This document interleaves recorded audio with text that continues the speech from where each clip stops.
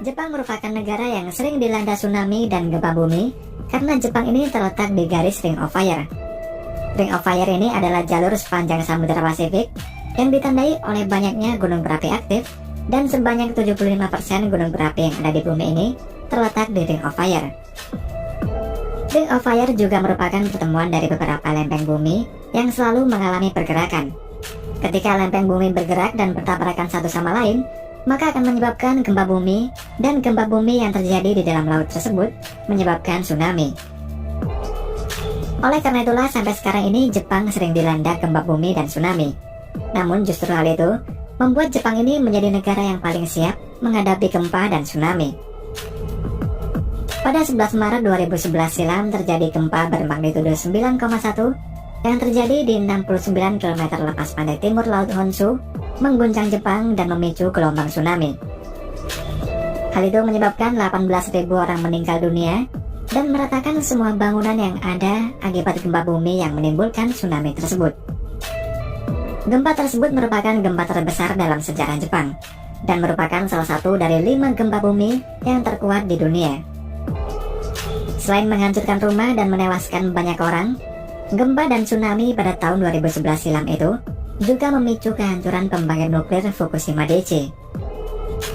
Bencana Fukushima tersebut dinyatakan sebagai bencana nuklir yang terburuk kedua dalam sejarah, di mana lebih dari 100.000 orang dievakuasi karena peristiwa tersebut. Karena bencana itu, Jepang menderita kerugian sebesar 235 miliar US dollar atau setara dengan 3.400 triliun rupiah. Selain itu, breakwater atau pemecah ombak yang dipasang di pintu masuk Teluk Kamaishi juga hancur terkena terjangan tsunami.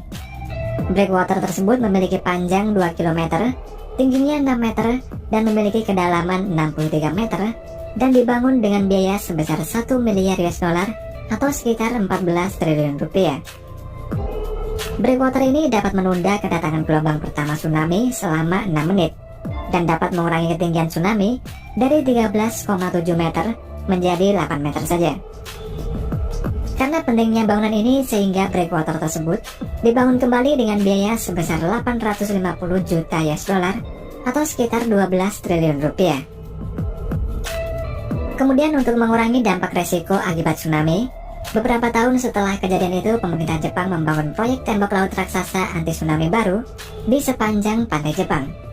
Namun sebelum dibangun tembok, dilakukan penelitian terlebih dahulu untuk melihat desain dan struktur tembok baru yang akan digunakan nantinya.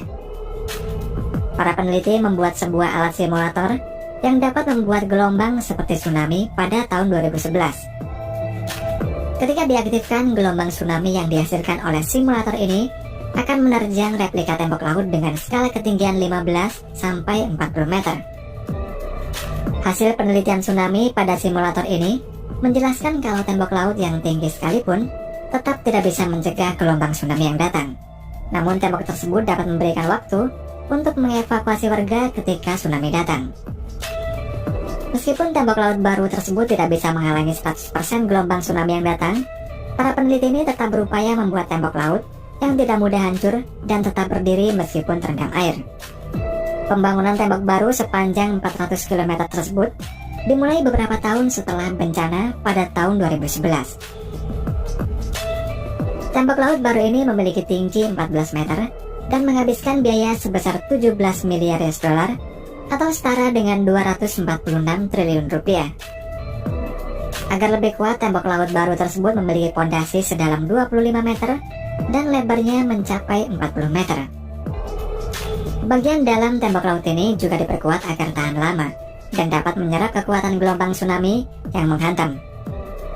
Beberapa tembok laut ini juga dilengkapi dengan floodgate atau pintu air yang memiliki sistem buka tutup secara otomatis.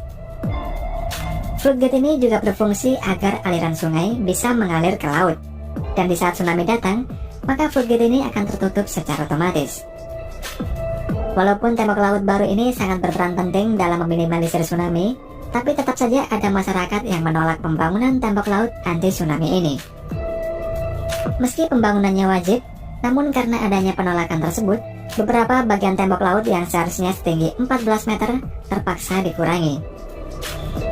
Seperti pada sebuah desa yang bernama Akahama, Pada desa ini seharusnya dibangun tembok setinggi 14 meter, namun karena warganya menolak, akhirnya hanya dibangun tembok setinggi 6 meter saja. Masyarakat yang menolak ini kebanyakan berprofesi sebagai seorang nelayan, yang rumahnya dekat dengan pinggir laut. Menurut mereka, dengan adanya tembok tersebut, membuat hasil tangkapan mereka ini menjadi berkurang banyak. Selain itu, mereka ini juga trauma karena tembok yang baru ini akan bernasib sama dengan tembok yang lama, yang hancur akibat terjangan tsunami. Meski sebagian dari warga yang menolak ini kehilangan keluarga mereka saat tsunami menerjang, namun mereka ini tetap bersikeras tidak ingin adanya tembok laut. Bahkan, ada sebagian warga yang merasa hidup mereka ini seperti di penjara jika tembok laut tersebut dibangun. Penolakan dari warga ini ternyata tidak terjadi hanya sekali. Sebelum dibangunnya proyek tembok raksasa sepanjang 400 km ini, ada sebuah desa yang berada di pantai timur laut yang masih berdiri kokoh tanpa ada satupun rumah yang rusak ketika tsunami datang pada tahun 2011. Desa tersebut bernama Fudai, yang merupakan desa kecil yang terletak di prefektur Iwate, Jepang, sekitar 515 km utara Tokyo. Saat kejadian, desa Fudai yang berpenduduk 3.000 orang ini selamat dari tsunami karena terdapat tembok laut setinggi 15,5 meter yang melindunginya. Meskipun air tetap masuk ke dalam desa, namun tembok laut tersebut meminimalisir dahsyatnya gelombang tsunami yang datang. Pembangunan tembok laut itu dibangun oleh wali kota Fudai yang bernama Kotaku Wamura, dengan menghabiskan biaya kurang dari 39 juta US dollar atau setara dengan 435 miliar rupiah dengan kurs sekarang. Wamura membangun tembok laut tersebut karena sejarah gempa dan tsunami yang juga pernah melanda Fudai pada tahun 1933 dan 1896. Kala itu gempa dan tsunami tersebut menghancurkan ratusan rumah dan menewaskan sebanyak 439 warga Fudai. Karena alasan tersebut, Wamura mulai membangun tembok laut yang dimulai pada tahun 1972 dan akhirnya selesai pada tahun 1984. Selama proses pembangunannya, tembok laut ini juga banyak ditentang oleh berbagai pihak yang menganggap proyek tersebut terlalu mahal serta menghalangi pandangan warga setempat untuk melihat laut.